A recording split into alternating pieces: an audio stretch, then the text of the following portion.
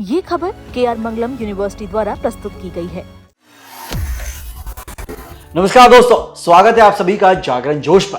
दोस्तों, जब भी हम इतिहास के सबसे मजबूत और सेफ किलों की बात करते हैं तो हमारे दिमाग में राजस्थान का लोहागढ़ किला आता है, जिसे अजयगढ़ भी कहा जाता है। लेकिन क्या आप जानते हैं कि हमारे देश में एक और लोहागढ़ किला है जो महाराष्ट्र में स्थित है। जी हाँ, पुणे जिले में बना यह ऐतिहासिक किला अपनी गगनचुंबी ऊंचाई, कमाल की वास्तुकला यानी आर्किटेक्चर और एक बेहद खास रहस्य के लिए जाना जाता है। कहा जाता है कि ये वही अभेद किला है जहां छत्रपति शिवाजी महाराज अपना छिपा हुआ शाही खजाना सुरक्षित रखते थे। आज के इस वीडियो में हम इस रहस्यमयी और अजेय लोहागढ़ किले के इतिहास और इसकी खासियतों को करीब से जानेंगे। सबसे पहले बात करते हैं इसकी कमाल की लोकेशन की।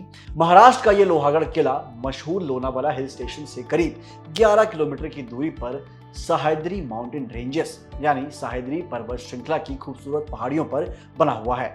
यह किला समुद्र तल से करीब 1033 मीटर की ऊंचाई पर स्थित है। इस किले के बिल्कुल पास में भारत की प्रसिद्ध भाजा गुफाएं यानी भाजा केव्स भी मौजूद है। एक और दिलचस्प बात यह है कि इस किले के ठीक सामने वीसापुर किला यानी वीसापुर फोर्ट है, जो एक छोटी पहाड़ी के जरिए लोहागढ़ से जुड़ा हुआ है।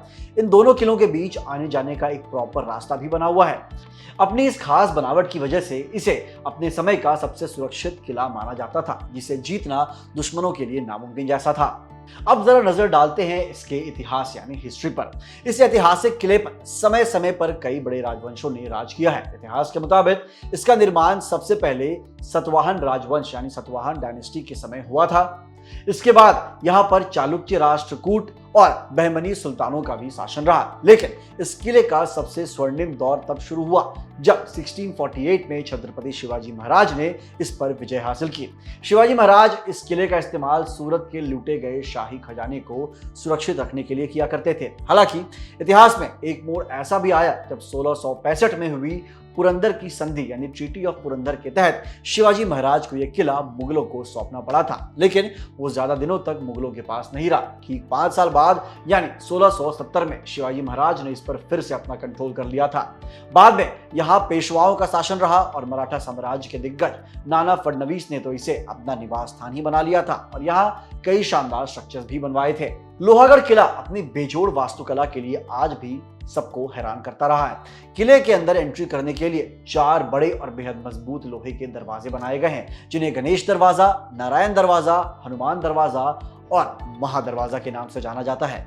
इस किले की सबसे अनोखी विशेषता इसके आखिर छोर पर बनी एक लंबी और पतली पहाड़ी है, जिसका आकार बिल्कुल एक बिच्छू के डंक जैसा दिखता है। इसी वजह से इसे स्थानीय भाषा में बिच्छू कांटा यानी स्कॉर्पियंस स्टिंग कहा जाता है। युद्ध के दिनों में मराठा सैनिक इसी बिच्छू कांटा पर खड़े होकर दूर से आती दुश्मनों की सेना पर पैनी नजर रखते थे।